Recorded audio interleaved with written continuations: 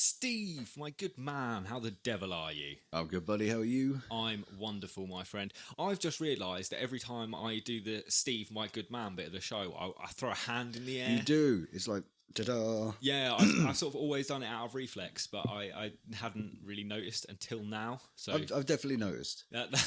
Even when we're on Skype, you're like, Steve. Oh, shit, my shoulder. Oh, no, you need to keep your arm still at the moment, Yeah, mate. I am wounded this week. Yeah, exactly. I am asking how you are, so tell us about your injury, Steve. I don't really know what I've done. It's just every time you move, you're wincing and swearing about it. Yeah, I've done something to my shoulder, left shoulder. I think it's just like generally throwing the boys around, messing around. Yeah. They like to be thrown about in the air, like, swing me, daddy.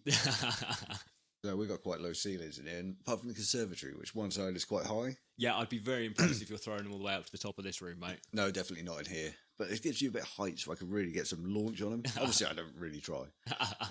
You're like, there's blood splatters on the ceiling now from where they've just bashed it a bit hard. Yeah, Brody's still stuck up there. He's been very quiet, though, so that's okay. Yeah, we'll let him down one day. No, he's not really. But yeah, I'm pretty sure just that motion, I think I've pinched the nerve. Oh my God, it doesn't hurt all the time, but it's one of those where you'll forget. Yeah, I exactly. think you've got to reach for something with your left arm. It's like, fuck. Yeah, and it just really catches you out every time. So, yeah, that's my week. That's wonderful. Injured. You're going to have fun at work then for the remainder of the week. Yeah, I'm lucky. I'm training, so. Oh, nice. And training other people, not training yourself here. You are surrounded by lackeys to do the hard work for you. Yeah, it's a little bit like giving it that broom. Yeah. No, not really. I'm not that cruel. But no, I'm in training mode at the minute, so I'm just generally overseeing, which is quite nice, so I can rest it. That's fair. Yeah. And quite exciting as well. Responsibility, Steve. I quite like training people, passing on the knowledge. Are you being paid for the responsibility? Yeah. That's okay then. That's what you want. You don't want responsibility without the pay. No, exactly. This, Oyster are pretty good for rewarding if you do help out, so. Okay, fair enough. I don't mind it. And these guys are pretty cool, so. Happy days. That'll do the job, eh? Yeah, that's the job. How's your week been? Not too bad, mate. I actually tweaked my back this morning doing yoga. So I've been a little bit sore. Not as sore as you. I'm not wincing and swearing, but as I've been going up and down the stairs at home, I've been like, oh, I can feel that one a bit. They say yoga's good for you. As it turns out, it's good for you if you've warmed up. But, got to warm up. Yeah, I didn't warm into it properly. I sort of just dived in and then I felt my back going. I felt I think I've told you before, but the metalwork that is fused my spine together has broken. Yeah. So I could, as I was doing some of the stretches and the movements this morning, I could feel that going and I was like, and it just makes a horrible creaking noise. Mate. It's just within my back. I can feel the two bits of metal just grinding against each other. At least it's not your bones, I guess, but. Well, exactly. I did see the doctors about it and they were like, yeah, it's just arthritic to fuck now, but it will be. There's 3 vertebrae that are just fused as one lump of bone now, so it's just pretty fucked, really. So my yoga skills are shit because of this. I can obviously not touch my toes because there's no flexibility in my lower back, but generally it's pretty good. But yeah, that's been quite uncomfortable, but I'll bet. We deal with it. That's what the booze is for. Alcohol numbs pain. Exactly, and because it's not a nerve pain like yours, the alcohol does work. Yes. So all is good. Yeah, unless I have too much, then I'm just numb from the eyeballs down. Yeah, exactly. And then just asleep for 3 days. That'd be nice. Yeah. Did you manage to catch Formula 1 at the weekend, Steve? I did not know, mate. Oh, this season, man. This is the year you to be are watching. loving Formula 1. This is the greatest season of Formula 1 I've ever watched. A lot of people at work have been saying that. There's a lot of guys that watch it heavily into it as much as what you are. And it's all they're talking about. It's so good. I know they're level on points. Yeah, level on points going into the final round for the first time, I think, since 1974, when it was Clay Regazzoni and Emerson Fittipaldi. I'm impressed by your knowledge here, mate. It's one of the Fittipaldis. There's a lot of them. I think it was Emerson. There's a lot of Fittipaldis. Sorry to all the Fittipaldis out there. Yeah. Well, they're a massive racing family, aren't they? They're all over Formula 1, all over the American racing series and stuff. So there's a lot of them. But yeah, this season has just been astounding. And it doesn't really matter what side of the fence you sit, whether you're a Lewis Hamilton fan, whether you're a Max Verstappen fan, or just whether you're a neutral. Just this season, every race has just given us something, whether it's controversy. There was a lot of it in this race. Apparently, I heard there's a lot of safety cars, a lot of dodgy driving to... Weird track. It was Saudi Arabia, first time we've been. It was a street circuit in Jeddah, fastest street circuit ever. Madness. If you've got a Formula 1 game anywhere, just go and play the circuit. Just do a couple of laps. It's absolute mad. There's 27 corners around the track, but only 6 braking zones, which is mad. Yeah. Jesus. So it's fast I was going to say, that is just hailing speed. Yeah, exactly. But because of that, and it's a street circuit, it's a bit like Monaco. The walls are very, very close. So you make one mistake and you're in the wall. So yeah, a lot of safety cars, 2 red flags, and then restarts, and then a lot of controversy with people overtaking off the track, because there are a couple of chicanes and stuff where you could run off a bit. Right. And yeah, some overtakes going on there. So it was madness. It was a really fun race, a very contentious race, but it was one of those races that leaves you just there, just gaping, open mouthed. Even qualifying did it. I was watching qualifying and on Saturday night, and I ended up just there, open mouth, just gaping at the TV, just like, oh my God, I can't believe this has happened. And it's just such a great season, man. It's one of the best kind of seasons TV of racing. we like. Yeah, fantastic. Final round this weekend coming. I was going to say, is it this weekend? Yeah, it is. So it's winner takes all now. It doesn't I matter. might have to check that one out. I don't know what we're doing this weekend, but I might have to just tune in. Where's the race? Abu Dhabi. Abu Dhabi. For the final round, yeah. Right. Yeah, it's going to be early over here. Madness. I'll check that one out. Yeah, a lot of fun. Yeah, it's going to be great. It's going to be great. Winner takes all at this point.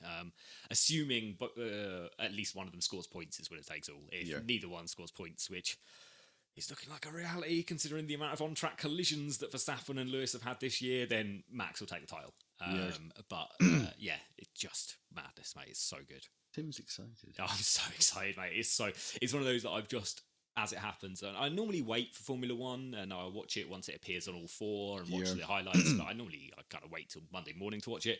But not these last few rounds. It's been as soon as it's on Channel 4, I'm watching That's the captivating racing that we like, whether it's Formula One, MotoGP, whatever your poison is. Yeah. If it leaves you wanting and just desperate for more, that's what racing's about. Exactly. That is the essence of the sport, wanting more.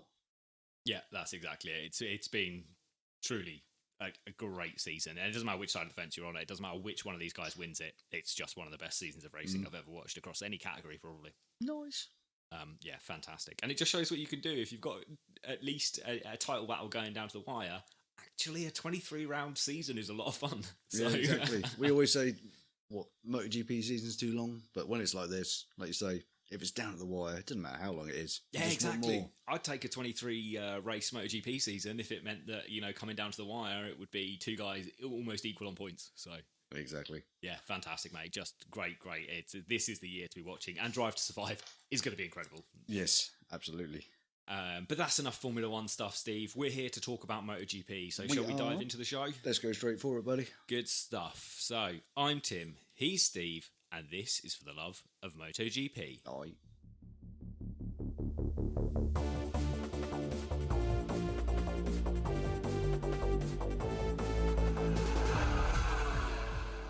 So the season is over, guys, but this is the bit where I say, if you're new to MotoGP, go and check out our Introduction to MotoGP show. It will tell you everything you need to know to start enjoying the sport we'll love. We cover what the weekend looks like, how it works. We cover the riders, the storylines, the point scoring system, everything you can imagine, probably, we dive into. So even if you're brand new to the series, you'll know what's going on. Check it out. Yeah. And we have got actually more MotoGP news than I expected this week, Steve. There is a little bit. I wasn't expecting a lot. No, I didn't expect any, but some of it has appeared, which is good. So it gives us some stuff to talk about. And obviously we will dive into our preseason predictions that we were supposed to recap last week, but got interrupted. Small child. Yeah, exactly, small child. But these things happen with small children. They do. They wake up. Never work with children or animals. That's what they say. No, basically, never have kids. No, do have kids. They're great. But. Yeah, I was going to say, I don't think you're supposed to say that as a father. No. But 5 years, we've been, even longer than that now. I think we've been podcasting for, so... Exactly, and that's the first interruption. I think the first time we've had to cancel a show because of them, so that's fine. Yeah, we've had to stop shows before because I had to fuck off to work. So that's true. Yeah, I forgot about it. Yeah, exactly. But that happened on quite a few occasions in the early years of the show. Yes, when we ran on and on. Yeah, exactly. And like we said before, there's just long silences of us just staring at the TV. They were long. I'd love to find an old show and to see how long those silences are, because they're probably not that long, but when you're sitting listening, a 10-second silence is a gulf in time. I think I edited them out if they were about 10 seconds. I think if they were more than that, I used to cut them. But yeah, it was just a lot of editing work. It's easier now. I seem to remember at the time you said you're using some software that if the pauses were long enough and no one spoke, it would actually shrink those down. Oh yeah, I can make the software do that. Yeah. We just talk too much now, so that doesn't work anymore. That software is redundant. Yeah, exactly. We just chat shit all the time. Quite. And speaking of chatting shit, Steve, I've got another correction to make. We're back to Correction Corner this week. Correction Corner. And we spend a lot of time over there. We do spend a lot of time in Correction Corner. Maybe we'll have its own jingle at some point. I think if we ever film these, we will have a cut scene to Correction Corner. Yeah, exactly. We'll put it on YouTube and it'll just be like split scene. And there's one of us in the Correction Corner. Exactly, a little song. Correction Corner. Something There like we that go. going on. But this one is for Callum in the Facebook group here, who pointed out that I'd made a mistake when listing past champions a couple of shows ago. I actually can't remember why I was talking about past champions, but I know it was. I think this was maybe when we were talking about taking the number 1 plate. I think so, yeah. And I said that Mick Doohan was champ from 95 to 99, and then Kenny Roberts Jr. took the title in 2000. Callum pointed out that it was, in fact, Doohan was champion from 94 to 98 for his 5 titles, and Crivier took the title in 99 before KRJR won the title in 2000. So I'd missed Crivier out completely, who was the first Spanish world champion. I think so. Which is madness to think the dominance that Spain has had in MotoGP since then. Yep. Yeah, just all of a sudden exploded. Yeah, exactly. Come on scene. That's it. But yeah, so Crivier won in 99. So that's my bad for forgetting him completely. And thank you, Callum, for pointing that one out to us. Thank you, buddy. As we've said on many occasions, I really like to talk and I just go off on tangents all over the show. And I'm sure I make way more mistakes than everyone points out. So if you notice them, give me a shout and get featured in Correction Corner. I like that. So, on to the news this week, Steve. Yes. Let's just start it at the top here of these notes and work our way down. Let's do that. So, last week we were talking about Mike Leitner leaving KTM, and we expected Francesco Guidotti from Pramac to be taken over as team manager. That's now confirmed. Yes. So, we do know that Guidotti will be there from next year as the team manager for KTM, helping KTM try and improve from where they just push forward from where they are. Because I feel like last year they showed us a lot of potential. They did. And this year there were flashes, but it sort of feels like it's stagnated a bit. Yeah, they kind of feel like they've settled into I want to say like an Aprilia way, where when Aprilia first came on the scene, there was definitely a progression, improvement. Certainly. But then they sat at that level for a long time, and you can't do that. No, and KTM's level is obviously much higher than the level Aprilia had for many years, and higher than Aprilia's just level using now. that as that kind of time scale, not time scale, but just that example. And I guess the big difference between the two is that KTM lost concessions, which has clearly hampered their development, whereas Aprilia have never lost concessions. No. So, and KTM are nowhere near getting concessions back. They scored too many wins and podiums this year. So, we're not at that Suzuki. What year was that when Suzuki regained concessions? It was the Iannone year, 2016. Oh yeah, I'm floating between 2016 and 2017. When did Lorenzo join Ducati? 17. Yeah. Okay, so that would have been the year Suzuki lost concessions because Iannone replaced Vinales, didn't That's the one. Yes, that's exactly it. So we're still nowhere near that point with KTM. They're not going to be losing concessions probably anytime soon, but their progression has stalled. Yep. So hopefully this new blood in Francesco Guidotti can help just move the team forward another step. And we do know KTM eventually win everything they touch. Exactly. Their pedigree is golden. Yeah. They will eventually, like you say, come through and be absolutely fine. Yeah, exactly. It's just taken a little while longer than we thought. So, but it happens. They'll be there. They'll get there. It will come. Yeah, I'm sure they will, and I'm sure at some point we will have a KTM world champion. Yeah. It's just when. Exactly. It just feels like it's going to be a longer waiting game than some. Yes. Or certainly. Some said it would happen quicker. Yeah. But and the amount of money they're throwing at it, it's a lot of money. Bound to happen at some point, isn't it? Yeah, it will come. It will definitely come. But did you notice we were speaking on the show last week about who might go there and people linked to the job?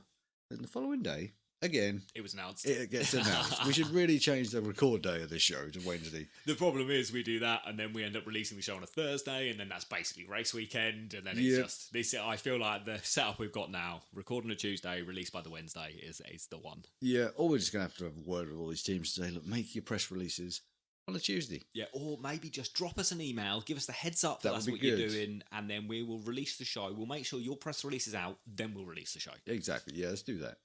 That works. We'll flag some emails out there later. Yeah, we need to make some more contacts within the paddock here. We need to make contacts with press officers, I think. I think we just need a contact. We've got one contact, probably. Yeah, we got a couple. Yeah, well, yeah, we've got a few, but none of them that are in control of the press releases. No, that's it. Not anyone directly linked to a team. Yeah. Right. We're on that one. That's this week's project. There we go. Steve's going to be making friends with all the press officers. Yeah, far enough. How are you? It's the off-season. They've got nothing else to do except chat to you. Yeah, and go sit on a beach somewhere. They can still take the phone. And Exactly. everyone's got Messenger these days. That's true. How many people leave their phone like in the car when they go to the beach? It's not many. No, not many at all. There's always a hot dog selfie of the legs. Yeah, that's the one. Yeah. Well, we're over here in cold England. Yeah, frosty this morning, man. It was frosty. Dodgy drive to work. Yeah, I can imagine. It was a dodgy walk for me for the post box this morning. Nearly stacked it the moment I stepped out the front door. That's bad. See, if I'd have crashed my car and split a hedge, no one would have seen.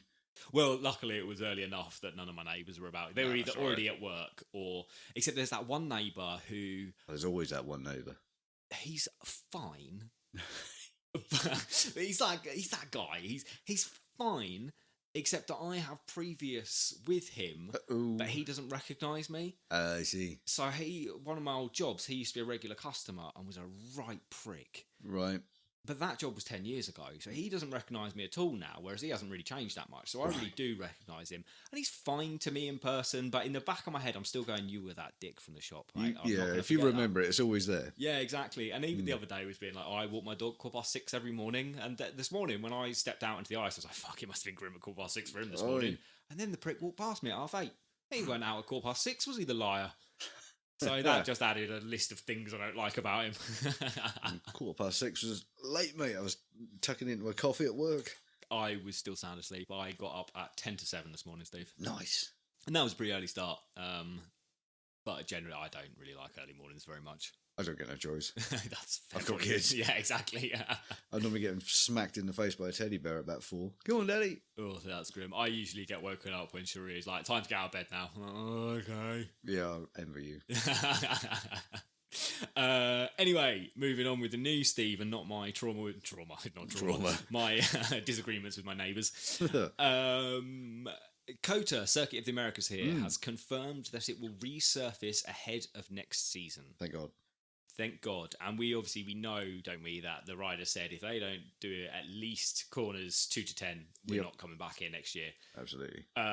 So COTA, as is often the way when it comes to a lot of money in racetracks, are doing the bare minimum, and resurfacing turns 2 to 10. I would do. I think if I owned a racetrack, I'd do the bare minimum as well. It's a fucking expensive job, mate. Oh, Christ, yeah. You imagine the outlay. You're like, yep, we'll do 3 turns. Yeah, exactly. And that's it. Yeah, it's not a cheap job to resurface, especially not what's going to be a technical resurfacing job. Like we saw at Silverstone, didn't we, where they fucked the resurfacing. Oh, God, they absolutely destroyed it.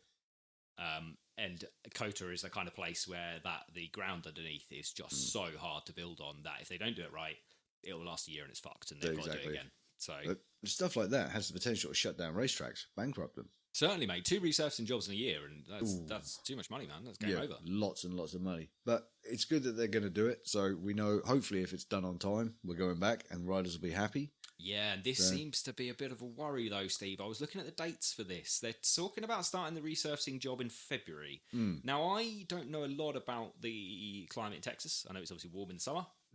But we also saw those horrible cold snaps last winter. Yep. So we do know the Texan weather can be a bit all over the place.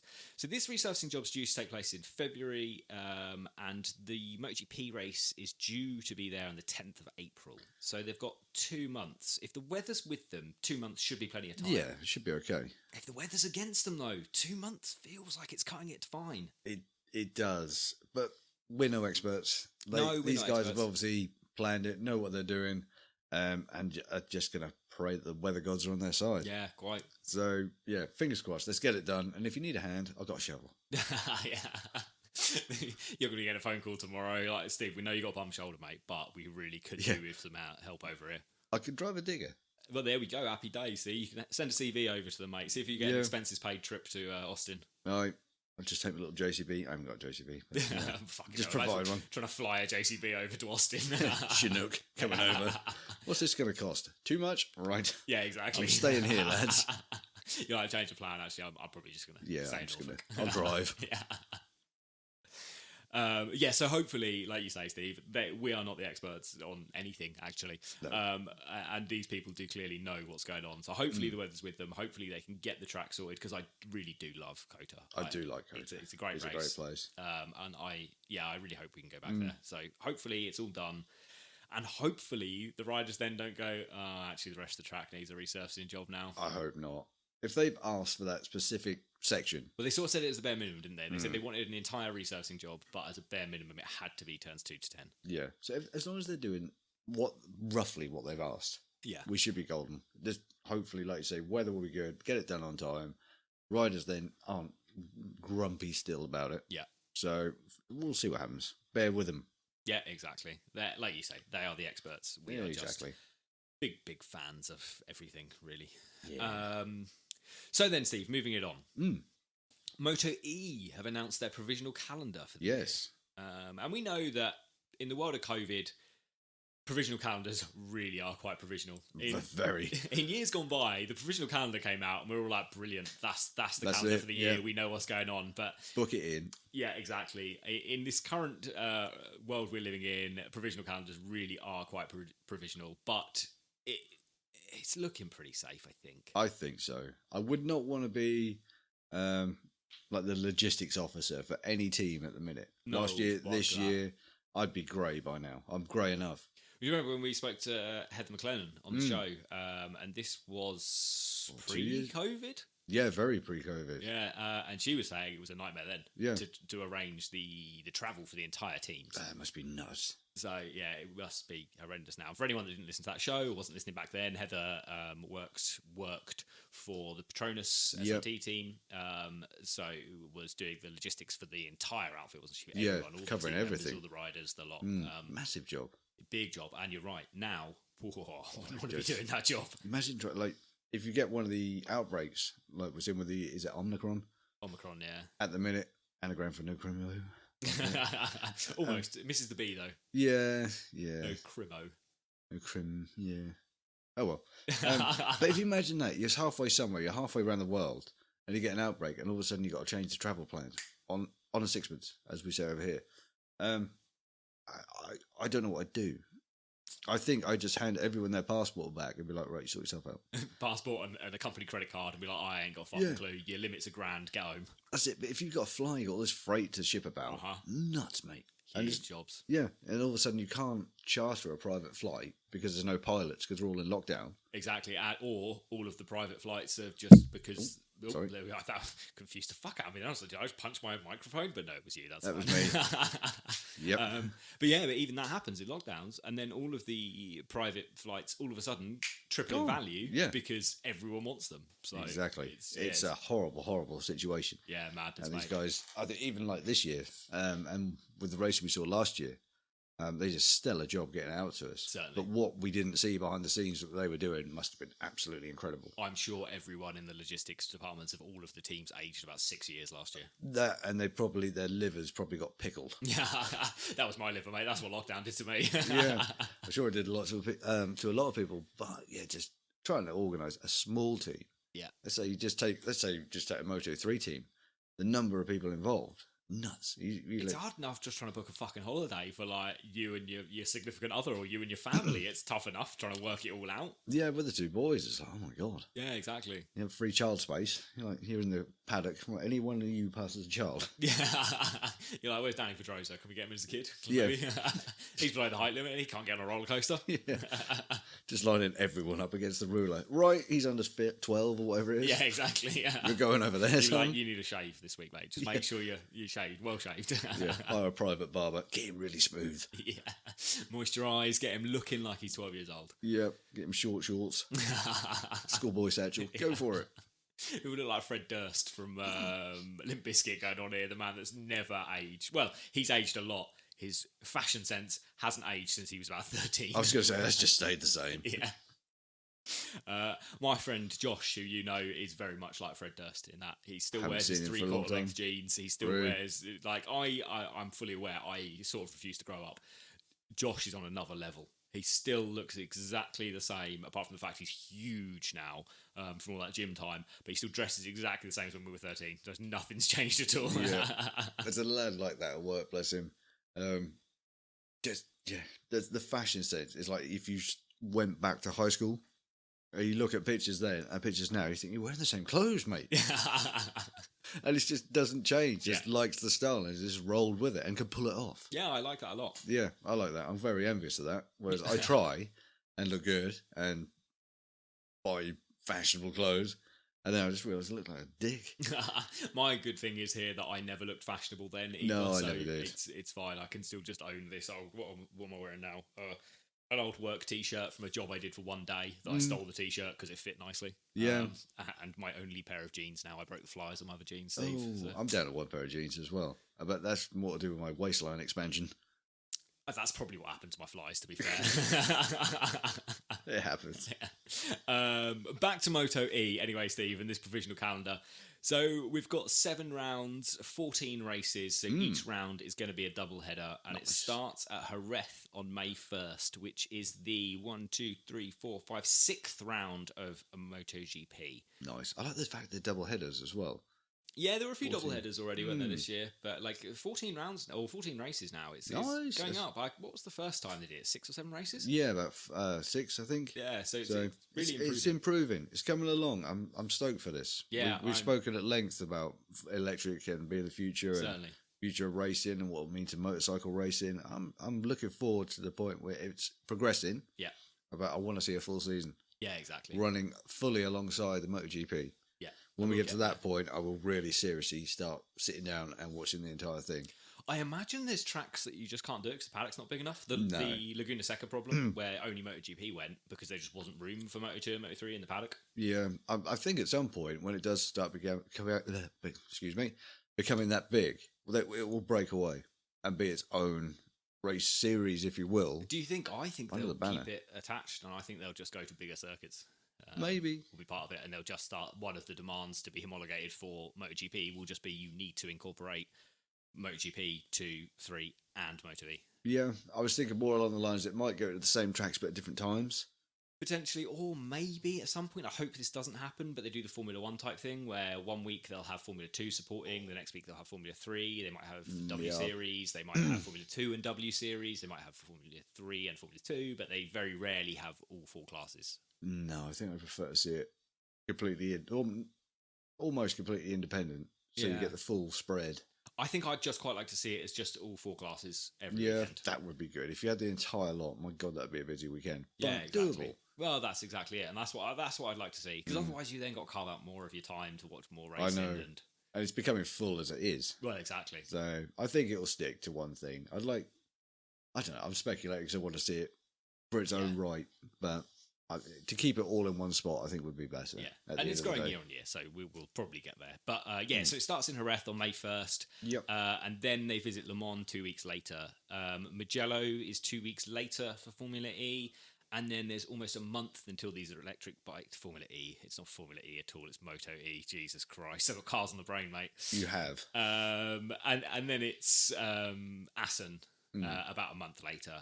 Then they visit Kimi Ring. Nice. Which is going to be fun. I'm really excited to see that. So much fun. And then Austria as well on the 21st of August. And the MotoE season will end at Misano on the 4th of September. Yeah. Speaking of Austria, did you see the really nice pictures of the Red Bull, the Bull at Austria Spielberg circuit in the snow? No, I haven't seen Looked this. cracking. Yeah? I did share it in I can't remember if I did it in the Facebook group. I definitely did it on Instagram. It just looked good. Yeah. Just that It's bronze up in the hills, bull. isn't it? Yeah, Like, it's just gonna that get snowy bronze up bull there. snowed in. It was just, nice. I don't know what elevation that circuit's at, but it's in the mountains. So It's up there. It must be pretty high. it's probably one of the highest circuits we go to. I've never really paid much attention to elevation on tracks, but obviously it does make a difference. It makes a big difference because obviously all the oxygen for the engine and stuff. Yeah, thinner air, Yeah. more oxygen required per pound, whatever it is. I don't forget the know ratio. maths of it, but It's quite a bit. I think 1 to 14 or something. Okay, I don't even know what that 1 to 14 means. So 1 part of like fuel's 14 parts of air, Oh. something along that line. Don't quote me. If anyone knows, let us know. Okay. I can't remember off the top of my head, but obviously it does affect it. It will do, and this is more obvious in Formula One. For certain engines suit higher altitudes better. Yeah. The Red Bull Ring is at 700 meters above sea level. So fairly so high. It's high. It's high enough that the engines will feel a difference. You and I probably, unless we were fucking running a marathon, probably wouldn't feel a difference. Let's face it, we're never going to run a marathon. No, exactly. I might walk one. Or You've probably walked a marathon when you were doing the coast path, didn't you? Did you walk 90? Was it 90 miles across however many days you did it in? I bailed after day 3. 4 days, 5 days? I think it was 5 days. I think it was 5 days, I imagine you did a 26-mile day on one of them. I think I did, yeah. I think I had a hench day the day after you bailed. Yeah. So I went from Weybourne to Burnham Overy. I'm probably getting on that way. Yeah. I've certainly walked that far when I've been hiking before. Yeah. You fucking know about it, man. Got my feet. I remember finishing some days, sitting down, waiting, because like when you bailed, Sarah brought me home every night just to get a little bit of rest. My feet. Yeah. My God, my feet and my legs. I remember stopping at one point in some woods just to have a drink, and I could not get up. I did this crazy sort of roll onto my hands and then kind of shuffled my ass up. Yeah. And then realised there's a load of people around watching me. Oh, that's fine, mate. As I was turtling it, trying to get back onto my feet. At least you weren't carrying the heavy backpack full of all your sleeping gear at that point as well. No, that would have been a nightmare. Yeah. But yeah, it's fun. I enjoyed that. I might do it again if you're interested. I'm always keen for hiking, mate. Yeah, I like a good hike. Probably give me like a couple of months' notice to build my stamina back up. Yeah, we changed the times of that quite a bit, didn't we? And then we kind of just went for it suddenly. Yeah. We had things happened, plans changed, and it was like, right, we're gonna have to go next week. And I sort of thought I'd be okay because I'd done a lot of hiking that year, but nah, it wasn't good. I felt it as well, Yeah. and I'd like to think that I'm fairly healthy apart from a few injuries. But obviously, you're carrying far more injuries than me. But I've also hiked much further than that across much more difficult You've terrain. done a lot more hiking than I have. Yeah, it should have been fine, but I just something went wrong and I fucked it. But it is what it is. It will be the extreme wet weather that kicked in on day 2. Walking along that beach, mate, was one of the grimmest hikes. It was 5 miles. It was one of the hardest 5 miles of my life. That was hard. It was really tough. And we did facing strong winds on sand, loose sands. Yeah. And then went up into the cliffs. Yeah. Which were just hard ground, but with a layer of mud on top. Yeah. Which you could not tread on. No, it wasn't Otherwise, you just slip. I'm pretty sure that's what did you. Because at one point, I looked round. You had the brightest neon yellow backpack of all time. Oh, yeah, that pack cover I had on there. Yeah, and I turned around, and all I could see was this pack in a bush. Yeah. I was like, that's him. I was like, there's a cliff there, mate. Please don't do it. Yeah, these things happen, mate. That backpack was far too small for me, which didn't help, certainly. Yeah. I ended up sacking that in. I've got a much better bag now. Yeah, I've got my hiking bag sorted. Anyway. You're back on point. We're not here to talk about hiking. We'll start a hiking podcast at some point, Steve. Aye. MotoE, it's going to be wonderful. I'm very much looking forward to it, and hopefully it's as exciting as the finale was this year. Yes, I hope so. I must endeavour. I say it every year. Watch the lot. Yeah. Actually find a channel where it's on. Well, we do know it's on the red button, isn't it, for BT Sport? It's on those extra channels. Yeah, we know it now. I didn't at the time. No, that's fair. And it's not recordable, which is annoying. That is very annoying. That bugs the hell out of me. Yeah. But we'll endeavour to watch it and chat about it, no doubt. And another race, Steve, then, that I have yet to watch, but I do know the results, and it's on I've got a few highlights saved to my watch later list for YouTube here. Yep. Is Jack Miller's Australian Superbike debut. I assume debut. I assume debut as well. I never actually thought whether he's raced in it before, but I guess he... I think he came over to Europe pretty young. Yeah, he did come over fairly young, didn't he? So let's say no. And if anyone knows differently, let us know. Yeah, please do. Be featured in Correction Corner. There's another corner of this room over there. We could get a little banner, setup going. Get some Christmas lights on there. Yeah, get it all festive. Everyone will be like, "What the hell is he doing with his room?" Yeah, have to move the kids' toys. Sarah will walk in and be like, "You need to stop decorating." Yeah, you need to stop dressing this house up for different things. I've already taken over one corner. Yeah, she's like, "You've had your podcasting space. Stop taking more of my space." Yeah, you want the desk corner. You want the sofa. Yeah, exactly. I must replace that sofa because it's not as comfy as what it used to be. It's still fine for short periods. It's all right. It does the job. I don't mind it. I'm happy. It's got a slant to it now. Yeah. Yeah, that's why I sit in the dip. Right in the middle. Like, I know where I'm sitting. I know where's comfy. I've had that sofa for so long. So long. It's probably 15 years old. That's fine, mate. It does the job. Oh. The stains just make it That's the kids, well loved. man. That is the kids. Yeah, they drop everything on it. Everyone blames the kids for the stains. Well, let's not go down that road. That's a different story altogether. Jack Miller then, Australian Superbikes here.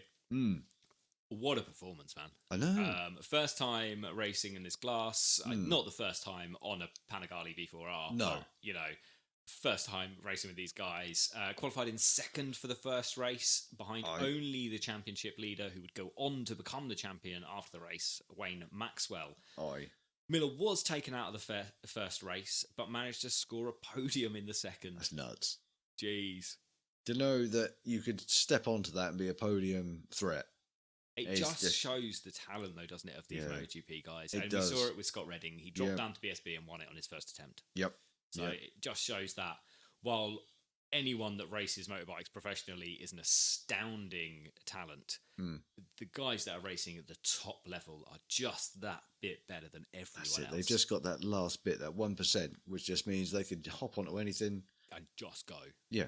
It doesn't matter if it's 2 wheels, 4 wheels, 3, whatever. If it's raceable, they're quick. Yeah, exactly. On everything. And it's sickening. It really is sickening. Yeah, it's so annoying. Did you see the pictures of Jack's bike? I want to say yes, but I wasn't blown away by it, so maybe I haven't seen them. It's black with a cat logo. It was the cat logo. I wanted to say JCB, but it was cat, wasn't it? Yeah, I have seen it, yeah. I thought it was quite nice. I like a black bike. Yeah. It was nice. Not the best I've ever seen, but nice. But it wasn't it wasn't designed to make money, was it? So it was just there to be like a bit of a sponsorship. Some cat got a fucking good deal, I imagine, for that.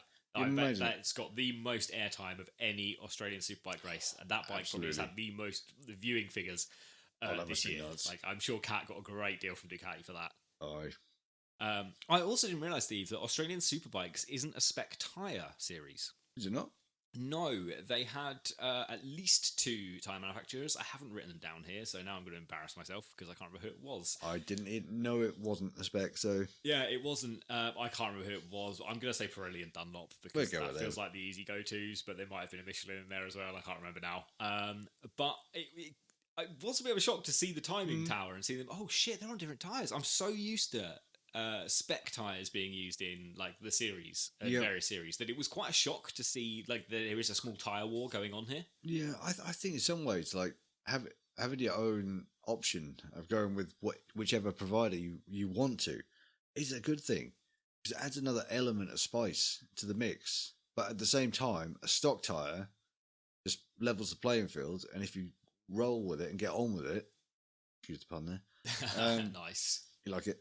It adds that element that you don't get if you're on a tyre that you can ride well. And that's sort of the thing, isn't it? While I like the idea of a tyre war in theory, I know when it comes to in practice, if a manufacturer fucks it at the start of the year, all of those teams are suddenly really on the back foot, and you'll see some of the best riders or drivers, depending on what you're racing in here, just handicapped by a shit tyre. And it might be a tyre that will work, at 25% of the races, and it will just be astounding, but it'll be shit the rest of the year.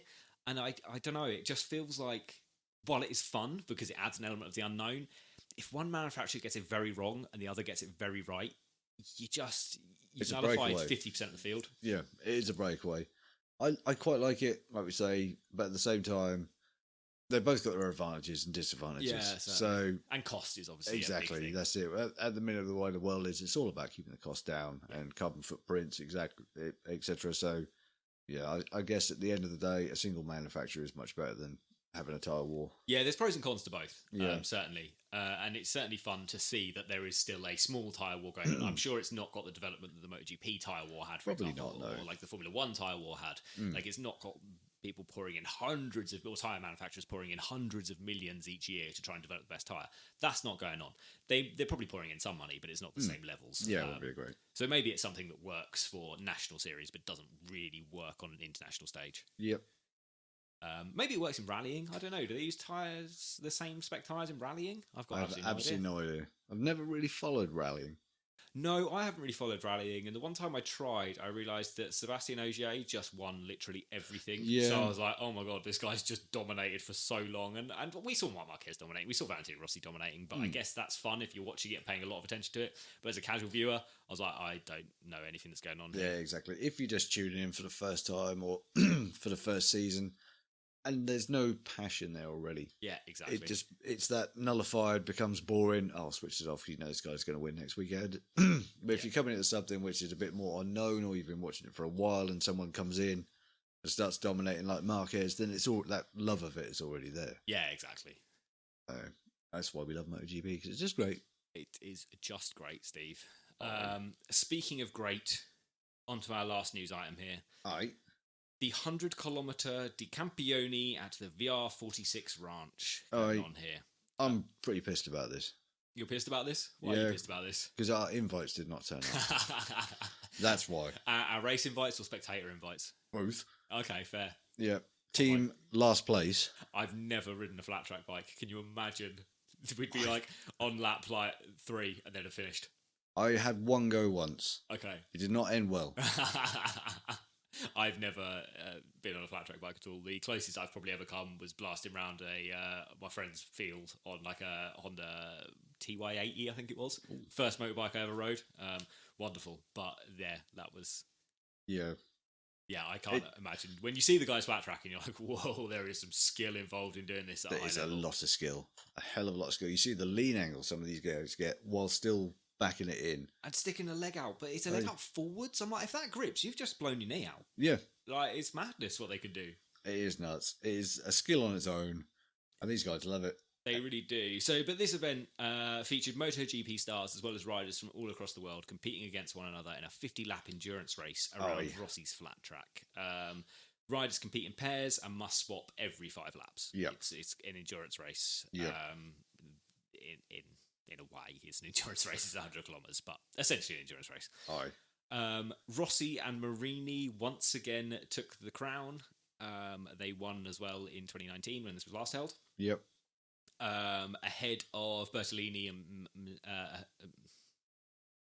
I wrote Manzi wrong in the notes here. It says Masny, which really confused me just then. Because I was like, who the fuck is Masny? See, this is where I'm quite lucky. My dyslexia means I can read that right. Oh, well, happy days. That's Manzi. As it turns out, you nailed that. I just looked at it very confused for a moment. But yeah, Bartolini and Manzi finished second, and Piscini and Baldassari were third. But there were a lot of big names competing in this one. There was a huge... I've been following it quite closely on social media, and everyone was there. It surprised me the names that were there, actually. Yeah. I didn't expect them as... Like, some of them you expect, because they're the R46 Academy riders. But others I really didn't expect. So we had Bezzecchi and Migno finished 4th overall. Antonelli and Vietti finished 5th. Yep. Then we go on to Rins and Arenas, finished 8th. Yep. Rabat and Artigas finished 9th. This one really shocks me. I love this one. Jorge Lorenzo and Dennis Foggia were there. They finished 10th overall. And then the all-star pairing of Lecuona and Vinales finished 13th. No.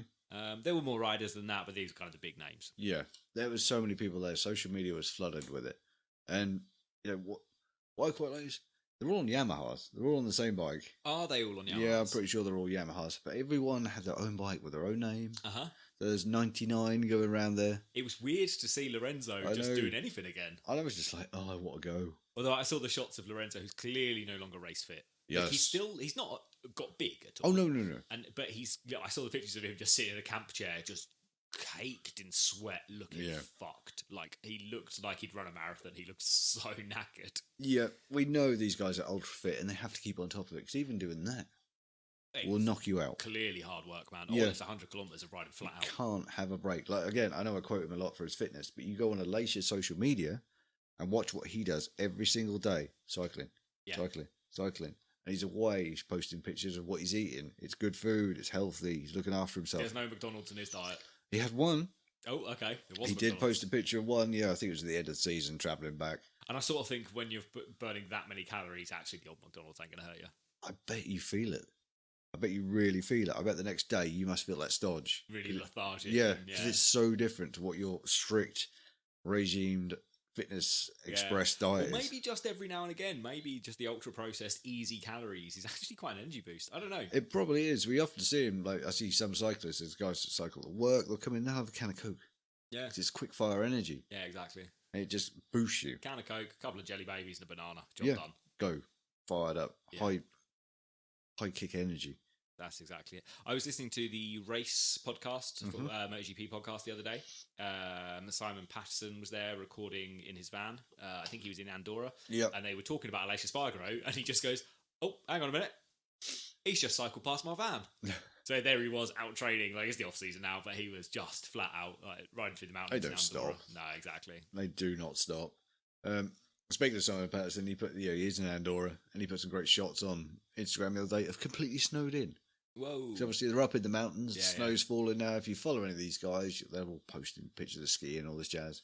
Yeah, his van was absolutely covered. I'll see if I can get some pictures from him and put them on Facebook so guys can see, but it was literally white out. Yeah. I was like, oh, jealous. That man lives the life that I would love. Yeah. Living in his van, going race to race, reporting on it. Job done, mate. That's dream life. You want to convert my old wreck out there? I wouldn't be allowed to drive your wreck out there, Steve. Sad reality there. We'd have to fit an automatic gearbox, and that's probably more than I could do. Don't worry. When we were talking about doing some rallies, this head came up with an idea of how to fit a manual so you could drive it. Go on. And it's the clutch I can't do. Hand clutch. Hand clutch would work. I'd also need a new driving license though, which would. Yeah, that's the problem. I've got an automatic only driving license for anyone that is wondering there, and that's because I passed my test when I was paralysed, so I didn't have use of my legs. So pedals are a bit of a chore then. We'll do something. We'll work something out. Got the cogs going now. I had this whole elaborate plan of how I was going to rig something up. If we couldn't find a manual car to do a automatic car to do a rally, I was going to make you something. That's good of you, man. I appreciate that. It's already in the head. You know what's going on, eh? Way ahead of you. Anyway, Steve, that brings us to the end of the news really today. It does, buddy. So let's take a quick break. Let's do it. And when we come back, we'll dive into our pre-season predictions, Steve, and we will This is going to be those. Embarrassing. I can confirm, Steve, it's embarrassing, but we will get to that in a moment. So, guys, bear with us for just one moment, and we will be right back with you.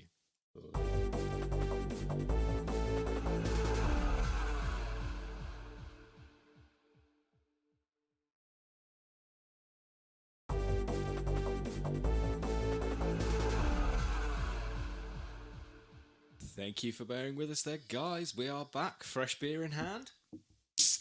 Oh, there it is. There we go. I managed to punch the mic while doing that, but there we go. We got double the sound whammy. Effect. At least we know the sound effects are real here. It's not just an edit to just put the can opening in afterwards. Maybe we should start doing that. That would make life easier. It would, yeah. Just little samples. Yeah, exactly. Sound bites everywhere. But we're going to go through our pre-season predictions, Steve. This is going to be embarrassing. Yeah, it's like I say, I have listened back to that, and it was not great. It sort of made me think that we haven't got a fucking clue what we're talking about. Sometimes, though, when I listen to other people's predictions, I feel quite good about what we predict. Okay. But then, again, they're a lot closer than what we are. So. Yeah, exactly. And then you look at reality and you realise actually our predictions are just as bad as everyone else's. So really, we should just give up now. Yeah, pretty much. Just go into retirement. Yeah, but we won't do that, Steve. We will have a pre-season prediction show for next year without we a shall. doubt. It'll be just as embarrassing. It will be just as embarrassing, I am sure. So let's just work through these, Steve, and laugh at our own idiocy, I think is probably the best bet here. Let's go for it. So we predicted everything. We predicted world champions. We predicted rookie of the year, team champions, independent team champions. We predicted the manufacturer champions. We even wondered whether Rossi was going to win a race. And finally, we made a prediction on when, if at all, we would see Marc Marquez coming back to the fray. We did. So we'll start from the top with world championships, or world champions here, Steve. I predicted Alex Rins because I was just sure of it. I was sure it was going to be his year. You were dead certain. I can remember that. And then he went and just DNF'd practically every race this year. Almost. Yeah, that wasn't great. In fact, he finished overall in... Oh, shit, I have to scroll quite a long way for this. He finished in 13th place with 99 points. Bearing in mind, Quartararo, who obviously clearly took the title, was on 278 points at the end of the year. Yes, quite a difference.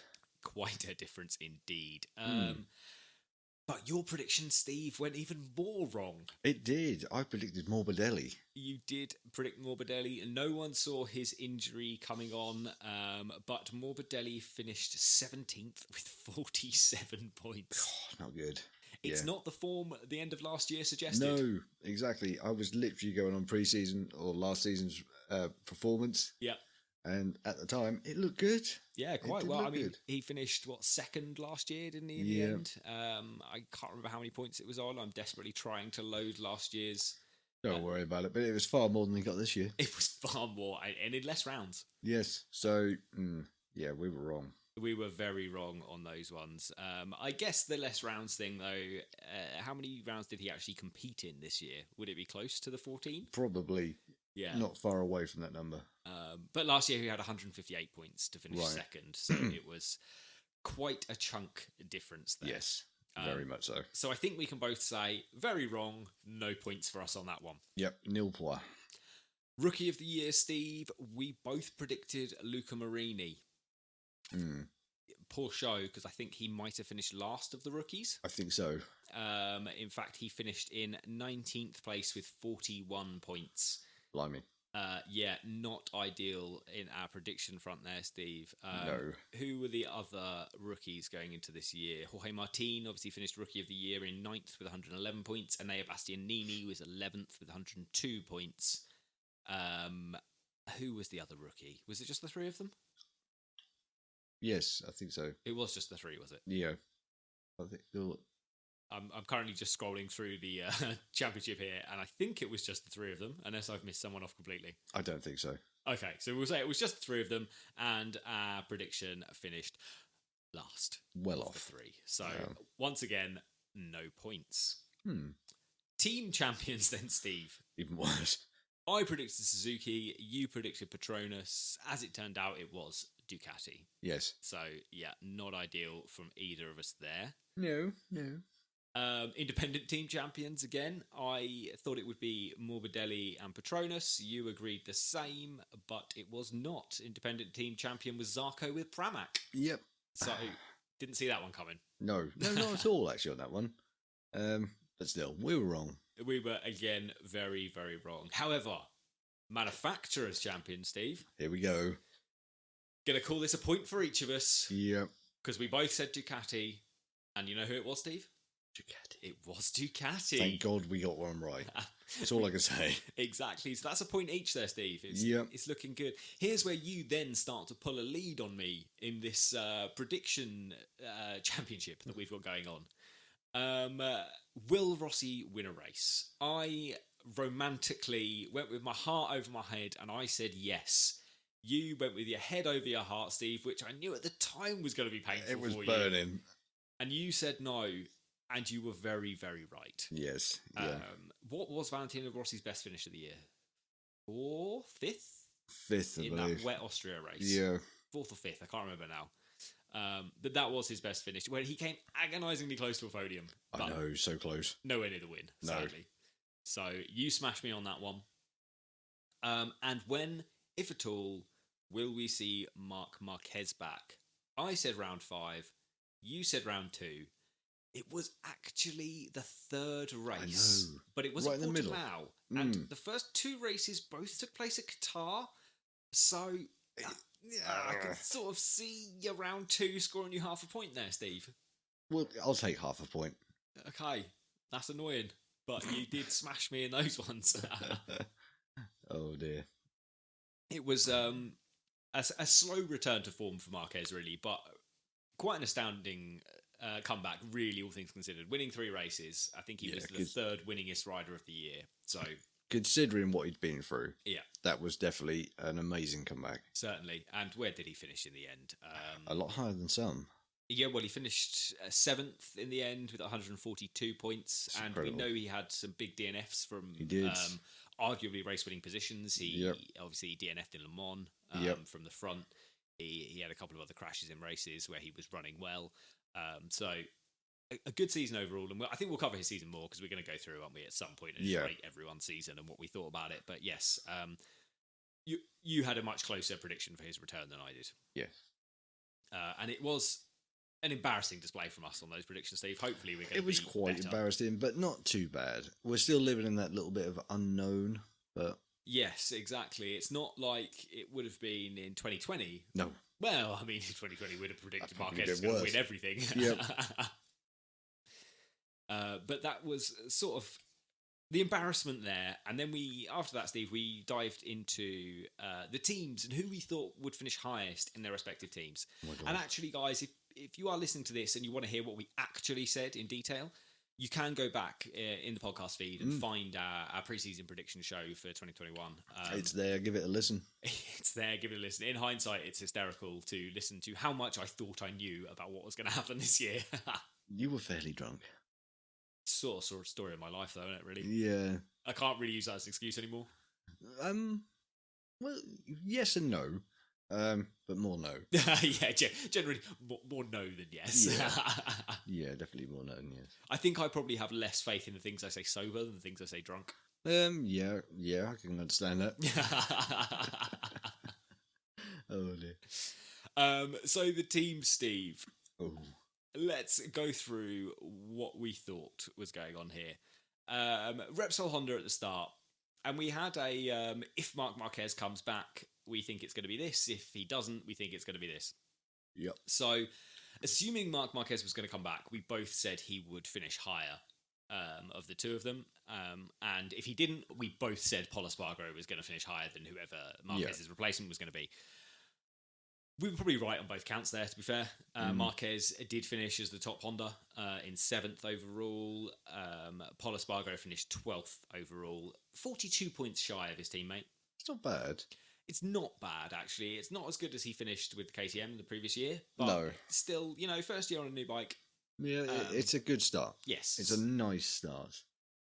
Slightly embarrassing when your very, very injured teammate comes back. And just destroys you. Yeah, absolutely trounces on you. But it's Marc Marquez. What do you expect? He's got so much experience on that bike. And just so much talent. The Exactly. man was running on 3.5 limbs for most of the year and easily outperformed the huge majority of the field. Yeah. So not a Pol can't feel bad about this. No, certainly not. I think Pol may feel a bit bad about his results in general across the year. Yeah, I think so. That's more of a realistic sort of perspective of his season. Yeah.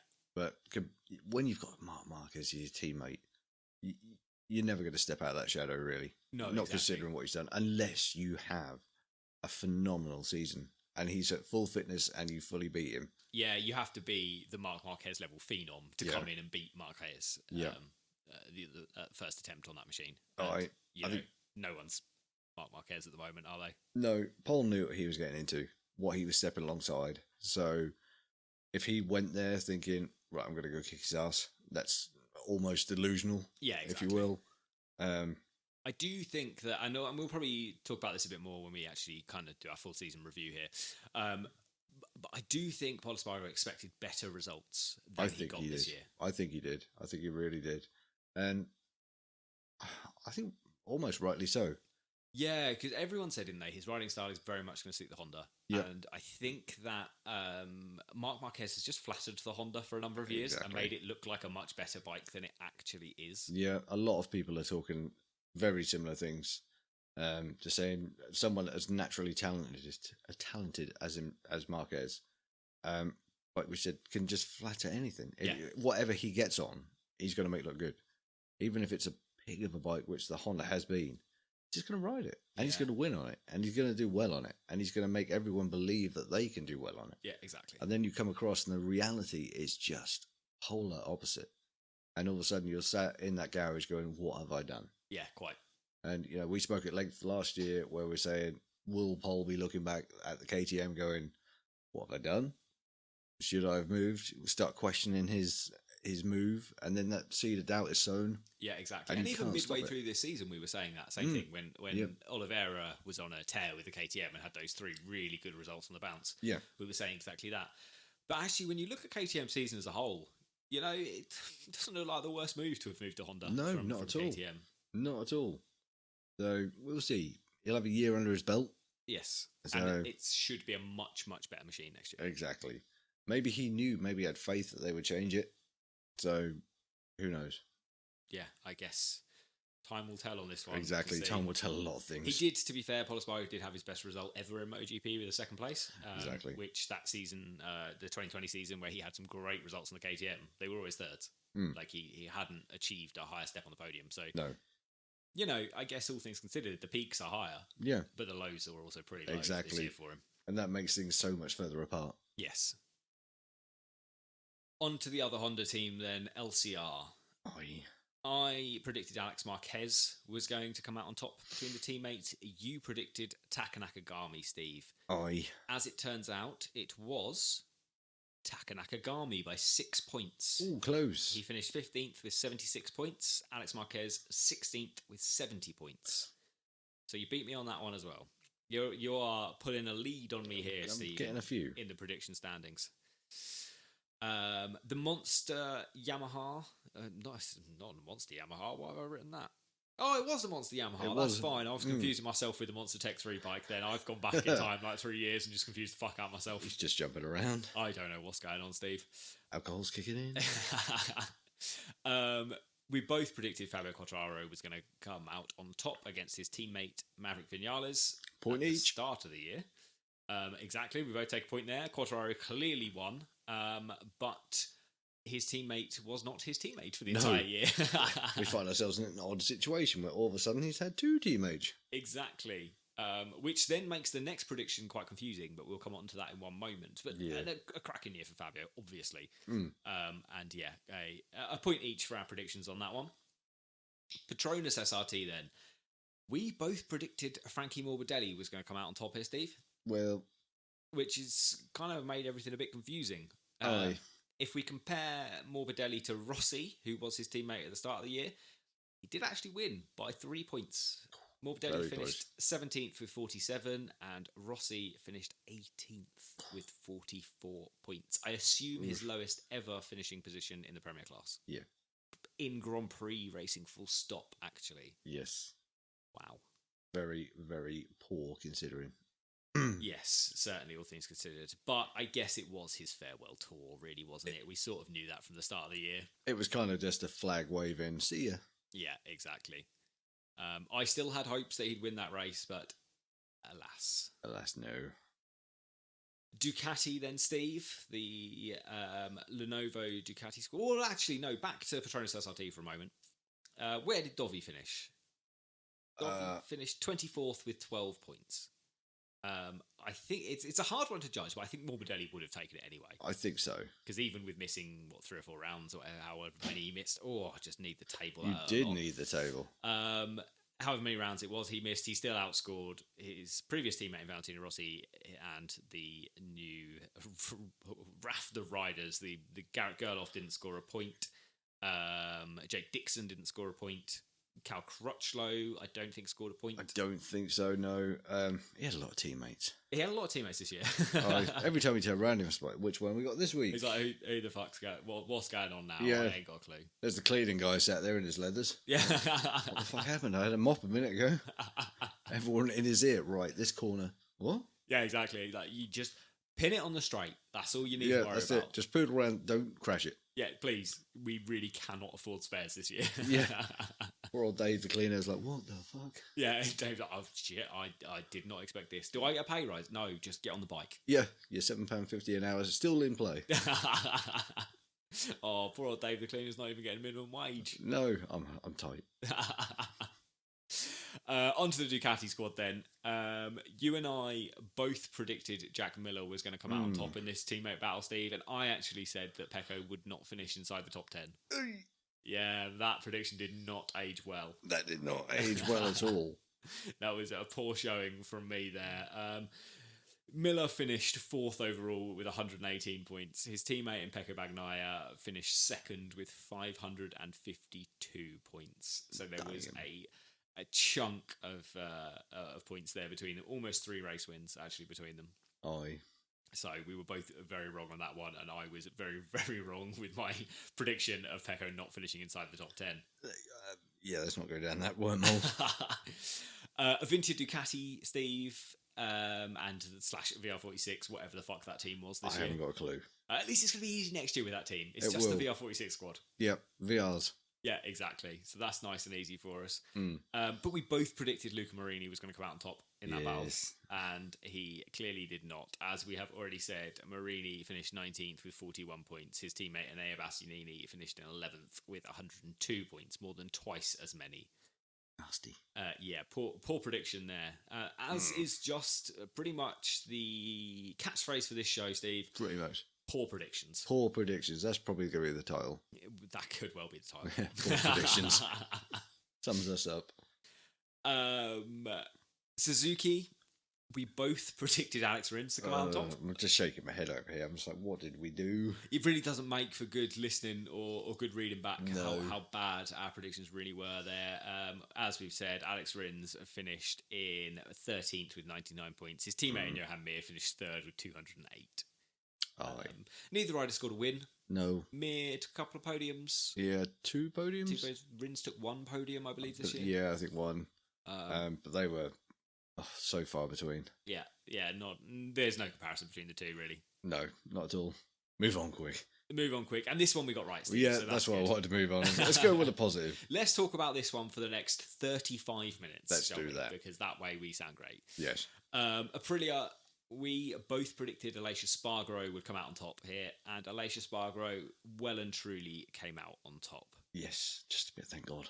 He finished, where did he finish overall? 8th place. Not bad at all. Not bad at all. I would hazard a guess that this is his best finish on the Aprilia over the season. Yes. And obviously he did score a legitimate podium. He did. Yeah, that was really nice to see. But all season he looked good. He looked great, especially in the early part of the year. Oh, God, yeah. He looked really fast in the early part of the year. And we did. were like, he's going to get on the podium at some point.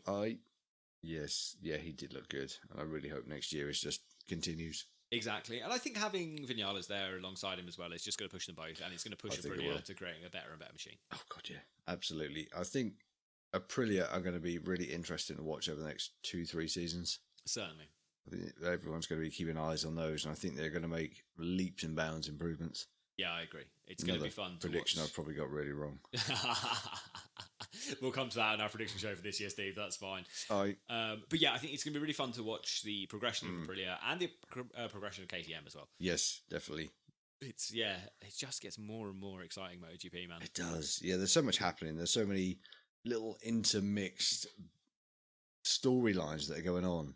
It's almost like a soap opera you get on telly. Yes. That you just can't keep up. You need a notepad to write it all down. How these pros do it, I have no idea. Oh, mate, it's just a lot going on in there. There's so much going on, but it's great for us. We love it. We're just armchair amateurs who just sit, predict, get it wrong, but love it. Yeah, exactly. Get it wrong, laugh at ourselves, and that's sort of part of the fun. Yeah, that's what it's all about. That's exactly it. But it is looking like it's going to be a tasty championship next year. Aprilia can improve, if KTM can improve. There is a legitimate possibility if Aprilia can get their act together and make a good enough bike that we could see 6 manufacturers winning races. Absolutely. We see 6 manufacturers on podiums this year. So there's a legitimate chance that we could see 6 manufacturers winning races. And if we saw that, it really would be astounding. It would. That would be fantastic. Something to behold.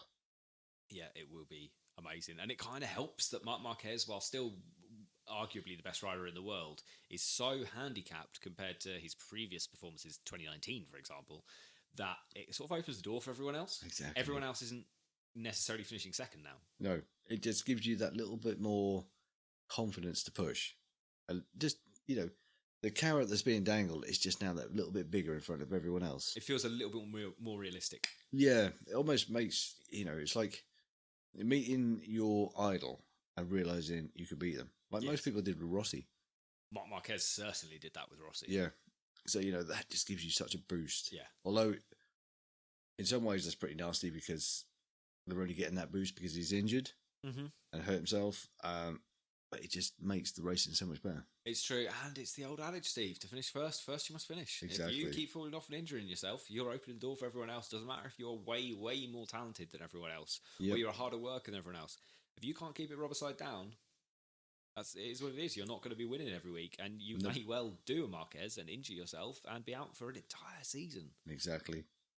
It's just a weird scenario where we find ourselves that having someone so battered and injured levels the playing field. Yeah, it really does. And we I remember saying to my brother, and it was in fact last year, and he sent me some stats from MotoGP, like, oh my God, there's been this many race winners. How have this many manufacturers done this? How is it this tight? And I just texted him back because he doesn't really watch MotoGP he has a passing interest in it, but he has, I'm always watching Formula One with him and chatting Formula One. So he mentioned MotoGP, and I just text back. I was like, that's what happens when you take the favourite out of the championship. Yeah. Like, madness ensues. He was like, why is the favourite out? So then I had to explain everything to him, and he was like, "Oh my God!" I was like, "It would have been like pulling Lewis Hamilton with injury out of Formula One last year or the year before. Like, it just opens the door to everyone." Exactly. It shows what racing could be if there wasn't a tearaway winner at the front. It suddenly becomes this unknown which we're living in. Yeah, exactly. That's why our predictions are so bad, because if not, it would just be Honda. Well, exactly. And like we say, if we had done predictions for 2019, we probably would have said, well, it's Marquez and Honda, isn't it? Like, exactly. It's easy. They would have taken nearly everything. Yeah. Except Rookie of the Year. Well, exactly. So, an independent team. Yeah. Or they could have even had that potentially. I mean, who would have been on the LCR in 2019? Cal and Taka. Yeah. So there's every opportunity. Yeah.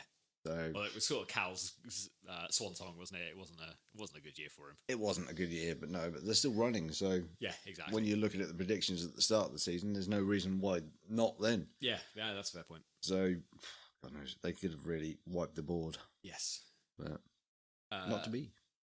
And then on to Steve, the two KTM teams. Aye.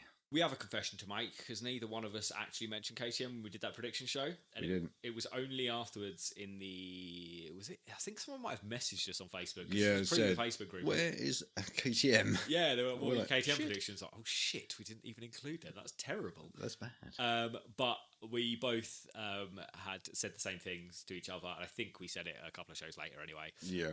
In which that we both predicted Oliveira was going to come out on top for the factory squad. Yeah. Which did not pay off. Brad Binder, in fact, finished 6th with 151 points. Miguel Oliveira was down in 14th with 94. So, but part of me still argues that Oliveira had a better season. Yeah. When Binder had his sort of rescue emissions and went off at the front, everyone else was so bad. Yeah, well, I mean, he won the one race, and it was that wet race in Austria, the weird race, and he just... Oh, where he just stayed out on those slicks. And he just went, I can fucking do this, and did it, and just stayed out and managed to do it, but it was the sketchiest last couple of laps. Sketchy. You look at his lap times and how he was dancing it around. You're like, why? What have you done? Yeah, exactly. It was just like, get the stretcher. Yeah, and that's how it felt watching that, man. Yeah, it did. We saw Lecuona, we saw Rossi, we saw Binder all out on slicks in that race, and it was just scary to watch, man. That was one of those races where I was standing up, holding my head, like, oh my God, what is happening? I was doing the same thing. I was just on the edge of the sofa. And I remember Sarah was like, why are you not blinking? Yeah. I was like, so I am not missing this. Yeah. But it had that feel about it. It was like, someone's getting hurt. Yeah, exactly. Austria is very good for throwing up races where you just can't talk and you're just open mouth. My God. It is one or the other. Yeah, exactly. Complete opposite ends of the spectrum. It's going to be a good race, or it is going to be an unbelievable blow your mind race. Either way, it's memorable. Yeah. It's always good at Austria. Exactly. We say that about every track, but yeah, quite. Except Valencia. Yeah. But this year, we got a pretty good race at Valencia. We did, yeah. Every now and again, it throws up a cracker. Yeah, exactly. And it was a pretty good race this year. It's just, you never know when that's going to come at Valencia. No, exactly. We go into it thinking, oh, not again. Then all of a sudden, like, ooh, that was pretty damn good. Yeah. And it does happen occasionally. It 2015 is the one that really stands out to me. It's like, yeah. what a race. Yeah, yeah. But if you compare that to now, 6 years apart, you know, if we've got to wait another 6 years, I'm just like, let's get rid of that track. Yeah, exactly. But we know, don't we, going into the next few years that it's not going to be hosting a race every year. And actually, it seems to be, we spoke about this actually, this is something that should have made it into Correction Corner. We spoke about the fact that we know Valencia is going to be alternating races with other tracks on the Iberian Peninsula. Yep. And we kind of said that that's pretty much going to be Portimao. But it looks like all of the Spanish tracks are going to be rotating. Yeah, so it does. All five circuits on the Iberian Peninsula. Five, I believe. Jerez, Catalonia, Valencia, Aragon, and Portimao. So all five will be rotating over the next few years. So we're not going to have all five of them every time, which I'm very pro. I am a game for that. Yeah, I've been on the record before in saying Spain, while obviously a massive, massive market for MotoGP, and if they sell out the circuits, it obviously makes financial sense to be there, and the fans clearly love it. But 5 races so close together is maybe a bit much. That is. There's room and scope to throw opportunities to other tracks. Yes, certainly. And we've both made our feelings clear on dropping Valencia. Yeah. For a while. And I'm all game for it. I think we could give opportunities to some up-and-coming countries that would really benefit from MotoGP going there. Yeah, exactly. I'd really like to see at least one more South American round. Yep. We've got quite a lot of Asian rounds now, which is nice. What have we got? One round in the Middle East? Qatar? Yes. It's our only Middle Eastern round, right? Yep. Yeah. So I'd be keen to see more rounds out of Europe. Yes, absolutely. And maybe another one in the Middle East. Maybe let's go Central Asia. Let's go somewhere Kazakhstan. Let's have a race in Kazakhstan. Wouldn't that be wonderful? Go to India, maybe. Have a race in India. Let's go back to South Africa. We've got the Binder brothers now in MotoGP. Yeah, we said this before, how there are so many countries we don't go to. Yeah. We don't go to the entire African continent. No. We need an African race. We could do with an African race. Yeah, and South Africa might be the one, because obviously with the Binder brothers now in MotoGP, that's probably a good choice. So yeah, I'm very pro removing races from Europe and moving them elsewhere. And even if we're moving them to Northern Europe, like Finland for the Kimi Ring, I'm still very pro that. New circuits, let's go to just other places. Spain and Portugal don't need 5 rounds between them. No, they don't. And you add everything else in that's in close proximity, and you look at like Assen isn't far away, Le Mans, Italy. Yeah, exactly. Italy's got 2 or 3 races. Yeah, if you were to dot a map, Central Europe has got the bulk. Oh, certainly. Let's throw it out there. Yeah, Let's really get you global. Yeah, exactly. And just dance around. I know we talked about logistics earlier, and every logistics officer is now cursing us. Well, quite. But the world's big enough to share it out. Yeah, and I've obviously been quite pro in the. I am very pro environment, blah blah blah, and I've been very vocal about this in the past, both off the show and on it. So the idea of flying to all these far-flung places doesn't sit too well with me, but the idea that you can ship stuff via freight, you can ship stuff via boats, it takes more logistics, but you don't have to be flying everything everywhere. You have to be flying personnel everywhere. Yeah. But not everything else. You can ship a lot of stuff around and do it in far, quote-unquote, greener ways. Oh, good, yeah. But you could incorporate the extra travel into your offset carbon footprint by researching and offering to come up with new ways to move your goods around via carbon neutral means. Look at Extreme E, the electric off-road series, in which everything is shipped around by solar-powered boats. Yep. All of the freight and stuff. It's all electric racing. It's all really cool rallies and stuff. It's a lot of fun. That series. There's scope to open this up to emerging markets for like the electric cars, electric lorries, trucks, to really get on board. And just, you could, even if one team just went fully electric trucks, fully electric boats to ship, obviously planes aren't there yet. Yeah, the thing is, teams don't have their individual boats, so they pack everything in freight, put it in a crate, or a few shipping containers. But you could have the MotoGP boat. Yeah. Boat face. That's a good shout, to be fair. We could, oh my God, Steve, let's petition Dorna to have a series of electric freight ships that will be carrying around all the gear, and we can just name them after MotoGP legends. Oh, that'd be pretty cool. We could have the Valentino Rossi, we could have the Mick Doohan, we could have the Giacomo Agostini, we could just have amazing names attached to these boats that are shipping stuff around, just pootling about. I'm sure. No, I don't know how the logistics work for MotoGP. I know how it works in Formula One, in which they'll have 3 or 4 entire setups with.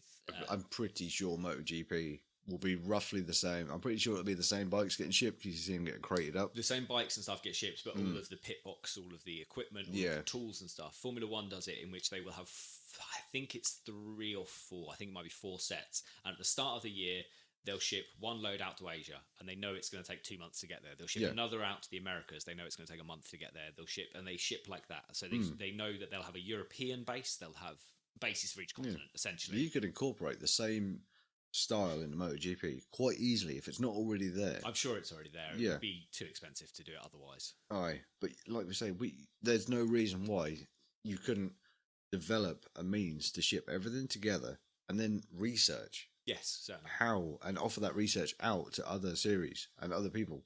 Without a doubt, why is there not a collaboration between Formula One and MotoGP? Like, why? We've spoken about that before. There's probably no reason, apart from the fact their races are at weird times of the year, and Formula One has the most ridiculous race schedule in which they'll have a race in Europe, a race in Canada, and then another race in Europe on a triple header for some reason. But there's no reason you couldn't plan the two series together and be like, look, we've got we'll say we're naming the boats after legends here. We've got the Valentino Rossi going to Asia. Yeah. And it's got enough room for all of the Formula One stuff and all of the MotoGP Pile stuff. it in. Let's send it together. And then to the Americas, we'll send the Michael Schumacher, which will have all of the gear both series need for the Americas. Absolutely. I'm all on board for that. The amount of carbon you could offset. Yeah, exactly. And cut out of the air would be incredible. Yeah. And then you're Greta's best friend. You're probably not Greta's best friend if you're still racing with. No, she loves a two-stroke. Can you imagine Greta in her spare time is just blasting around on a two-stroke? You can just imagine her rolling up to a protest on an old 50. Blue haze out the back. Oh, that would be so good. I'm a big fan of Greta, to be fair. I laugh, but I am a huge fan of Greta. But it would be a lot of fun to see her just blasting around on an old two-stroke. It's just one of those things where you just want to see it. Yeah. Just roll up and everyone's faces would drop, you know. She takes the helmet off, massive grin, and she's like, I now understand. Yeah. I'm with you. I get it. And she's like, right, I need to speak to someone at Petronas. Yeah. Sorry, Petronas. Name you in there, but some big oil giant. I was going to say, other petrochemical firms are available. Yeah, definitely. Oh dear. Get sued in the morning. Yeah, oh God, can you imagine the angry emails coming in from each petrochemical firm going on here? Oh dear. But yeah, it's one of those things you just always want to see. Yes. Just certainly. That comical, laughable thing. Just roll up and every protest be like, what are you doing? Well, I just pull a wheelie down the street. But it's okay, synthetic fuels. Yeah. Got it from ETS Racing. It's fine. It's 80% green. Yeah. How the rest of you fuckers get here anyway? Yeah. I sailed to the US to prove a point. Yeah. Did you drive? Yeah. Anyway, Steve, the last team to speak of here is the Tech 3 KTM. We went off on a wee bit of a tangent there. Oh, well. Yeah, quiet. We're used to it at this point. Tech 3 KTM. We both predicted Petrucci was going to come out on top against Iker Lecuona. Where did Petrucci finish? I'm desperately looking for his name here. Way down that bottom. Oh, shit. He's 2 points behind Lecuona in 21st. That's annoying. 39 points. No, 37 points. Iker Lecuona finished on 39 points in 20th, so we were both wrong on that one. Close. We were much better in predicting who was going to finish where in the teams than we did in general. But I think that's because we had it was a 50-50 shot there. Maths is on our side. Yeah, the odds were in our favour. May the odds be forever in your favour. Aye. That's my Hunger Games quote of the day. Yeah. I saw that one I think that might have been straight over Steve's head. Steve is probably not... It took me a second. I was like, who was in that movie? Not so into your teenage girl dystopian fiction, as it turns out, Steve. No, I was getting lost between movies then. I was like, is it what movie? I don't know. Yeah, that one is The Hunger Games. Yeah, I was a bit lost for a second. I was like, no, hang on, aren't these guys flying around doing something with memories? I don't know. I have to admit, I'm not a huge fan of The Hunger Games, to be fair. No, I'm not. It was a bit too Battle Royale, but without the gore for me. Yeah, if you're going to go that hardcore, it's got to be gory. Yeah, exactly. So, I don't know. They're good movies, but... Are they?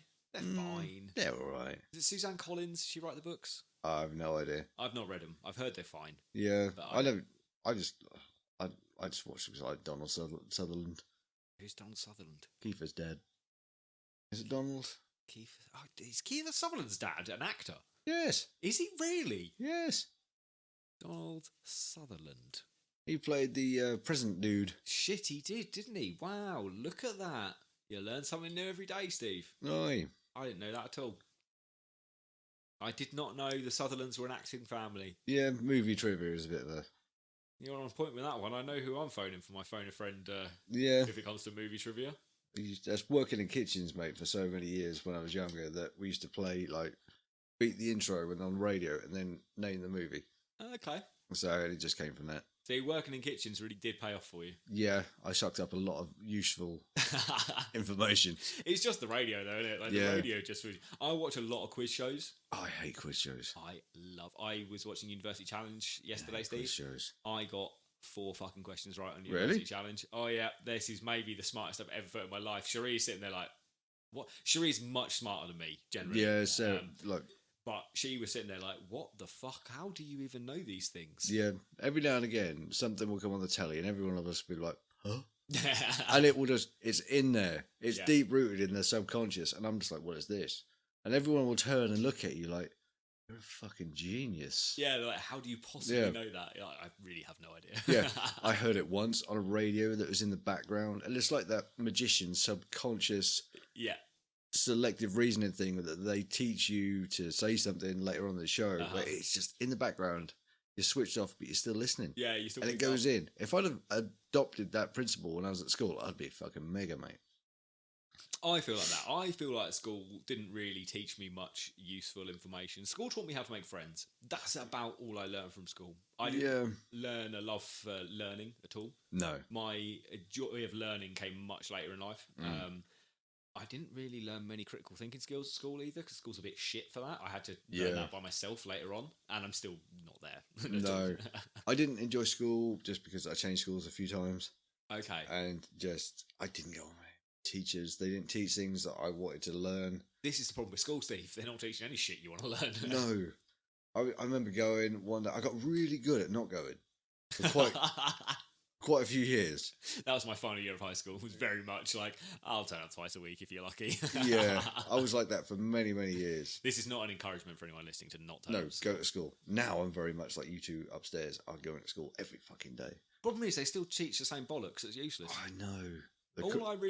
I really feel like I could write a better syllabus for school than they get taught now. And it's not that much classic literature. There is some good classic literature, but you've got to sort of learn to appreciate that by yourself. I know one person that really learned to appreciate classic literature at school. That's it. I don't know anyone, mate.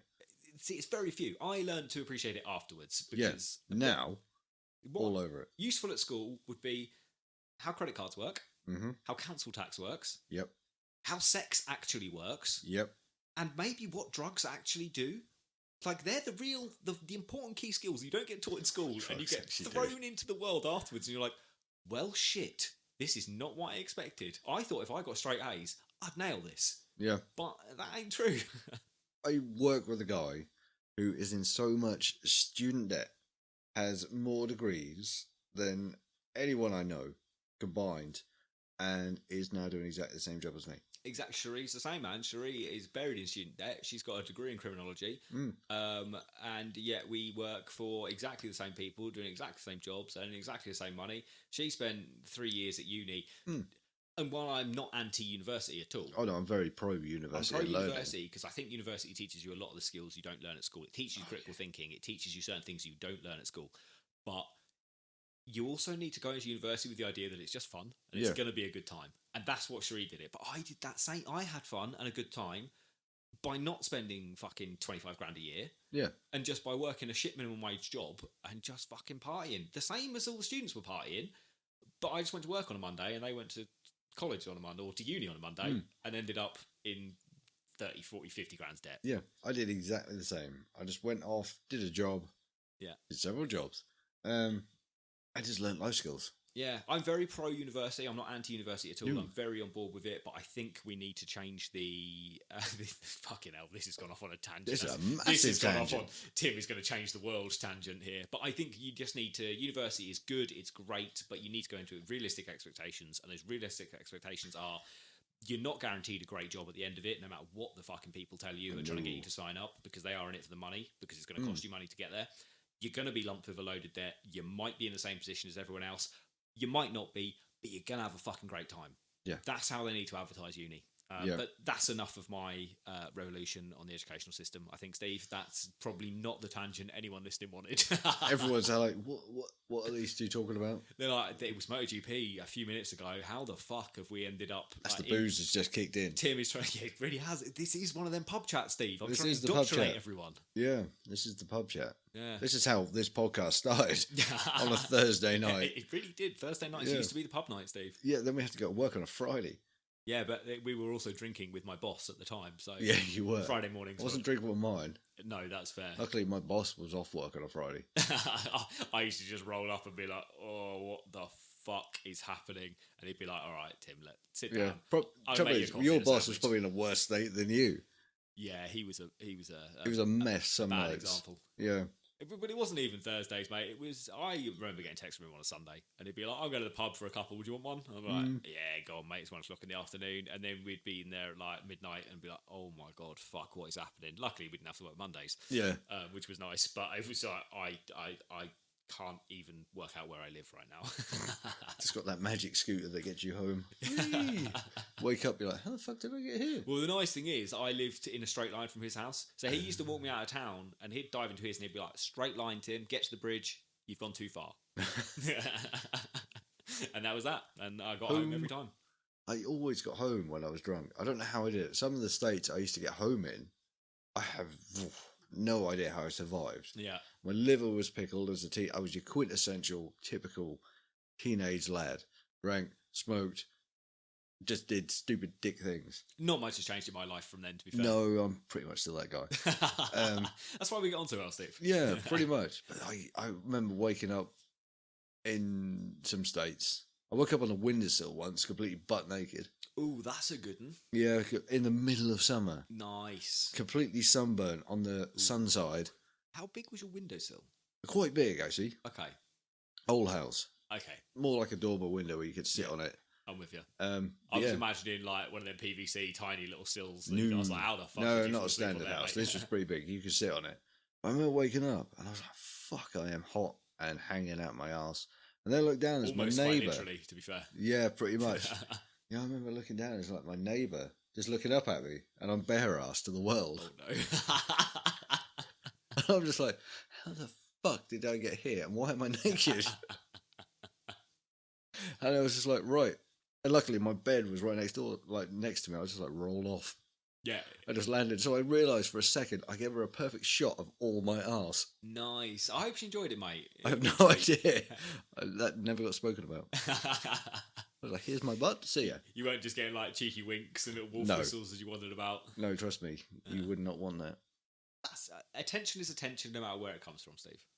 That's actually factually incorrect. That sounds a bit rapey, actually. So, that did sound a little bit rapey. No, that's not really okay. That's not an okay thing to say. So moving on. Anyway, Steve, that's pretty much the end of the show. With a massive tangent. Yeah, who knew we'd spend 20 minutes just reforming the education system and then discussing drunken escapades, eh? We thought we were here for MotoGP. Nothing wrong with drunken escapades. Yes, nothing wrong with them at all. They're fun. Just don't be flashing your neighbours too often, I think, is the moral of the story. No, I was sick in the bin one night as well. I remember actually one day waking up, I was very hungover. I was still drunk at this point. I woke up and I was going to be sick, and I was still using the wheelchair at the time. So there's no way to get quickly out of bed to the bathroom. You're fucked. There's nothing to do. So I'm like, oh my God, what have I possibly got? A crisp packet. Oof. So I just filled a crisp packet with the vomit, and then it was, I don't know, 6 o'clock in the morning or something. And I managed to gently just sit it up next to the bed. I was like, there's no way I can get to the bathroom at this point. So I'm just going to sit it up full of my vomit, just next to the bed, leaning on the cupboard. Everything will be okay. No one's going to come in. I'll clear it up in the morning.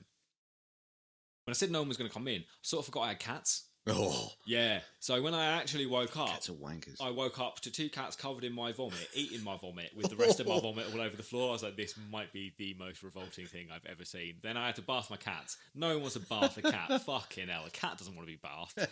It really was quite an unfortunate time. Oh, dear. Yeah, and all of that from a wheelchair. So there we go. Wheelchairs. Maybe one of the hardest things I've ever tried to do. Bath 2 cats covered in my vomit while in a wheelchair. Oh dear, drunkenness. Yeah. I missed my teenage years. I remember getting caught pissing on the telly once. On the telly? Yes, in my room. Whoa. I was about 17. and I got well leathered. And it was one of those. I had a small room at the time. Okay. And this is back before flat screen, so it was like one of those little 21-inch square things with a big back. It was on a little trolley thing, and I used to wheel it towards my bed, play my little PlayStation. Nice. I was that wankered that I just couldn't make it out of my room. So you're like, right, the telly will do. Yeah, this TV was white. Of course, black screen. I'm like, that's a bog. I just hosed it down. Oh, Jesus. Oh, yeah. Apparently, my mum came in. I don't remember a thing. I still don't remember it to this day. But apparently, she came in and caught me hosing it down. Well, I mean, she still talks to you, so it can't have been that bad. No, it could have been that bad. It could have been bad. Oh, dear. Anyway, Steve, that's enough tangents, I think, man. Let's leave that alone. That's pretty much the end of the show. I've got no more ways to talk about. I don't know where to take this. If anyone's listened through all of this bullshit and is expecting more MotoGP, I'm really sorry to disappoint, but there's nothing else. We're there. We saved the tangents for the end. Normally, at the start, we did have a bit of one at the start, but we've saved the big one for the end. Yeah, and it really was. So, guys, if you got through all that, thank you so very, very much for listening. Fantasy League, actually, Steve. Yeah, we need to talk about that. Guys, get in touch. Craigers, Team Top Step, and here comes the get in touch, guys. We need to sort out your prizes. Craigers, I'm going to drop you an email this week because you are the only person that's been in touch. This is going to be... I don't want to say it. Do we give it one more week? One more week, Steve. Let's get in touch this week, guys, and we'll discuss next week what we'll do. Yes, okay. Moving forward. So, you've now got a week, guys. Get in touch, please. Maybe we'll drop this in the Facebook group as well, Steve, and just ask those I names think to I get might in touch. Wang it out everywhere, social media. If you don't get in touch, guys, or if you're no longer listening, maybe that's what's happening. People just aren't listening. They're like, for fuck's sake, we don't want to talk to you guys anymore. No, not happening. Too many tangents. And that's fair enough. It's up to you what you listen to. But please do get in touch with us this week because this is going to be our final call out to sort out your prizes. As I say, Craigers, I'll drop you another email. You have been in touch, so we're going to give you a grace period here. But Team Top Step, and here comes the please do get in touch so we can sort out your prizes and get them out to you.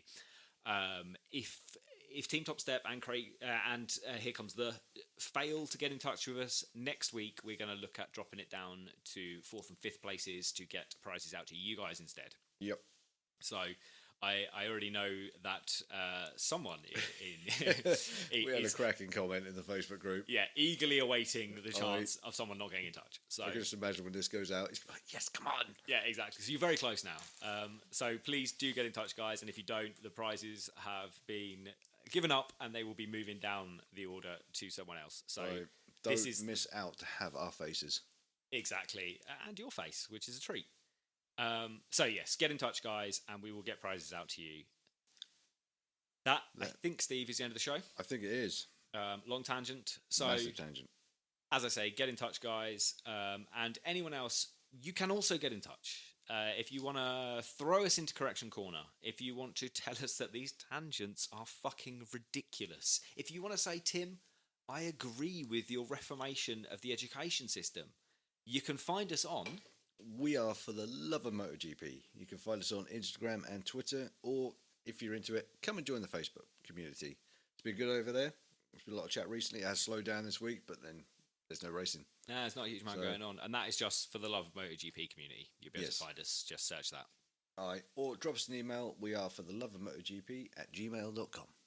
And there it is. Nailed it that time, Steve. Got it that time. Didn't fuck this week up. I've been working on it all week. I've been really practicing this. Just running around work, just muttering to myself. Yeah, like George will not email me this week. No, George will be in touch anyway. He's like, you fucked something up. Yeah, big Correction Corner this week, man. You wait and see. No. But guys, thank you all very much for listening. Thank you for getting through our bullshit. We really went off on a big tangent there. I can only apologise, but that is what this show is all about in the off season. About the tangents, especially in the off season. Yeah, we just make shit up. Make shit up. Valentino Rossi's coming back. Who knew? Yeah, we'll start that rumour. Jesus Christ. Imagine all those t-shirts she's just sold, tearing them up. It'll be Valentino Rossi with a MotoE t-shirt. That's what's going to happen, mate. That is coming. You wait and see. It won't. No, that ain't going to happen. But thank you all very much for listening, guys. We'll speak to you next week. Stay safe. Look after each other. Speak to you soon, guys. Goodbye. Take care, guys. Music is by Andrew Greenwood. Thanks for listening. Goodbye.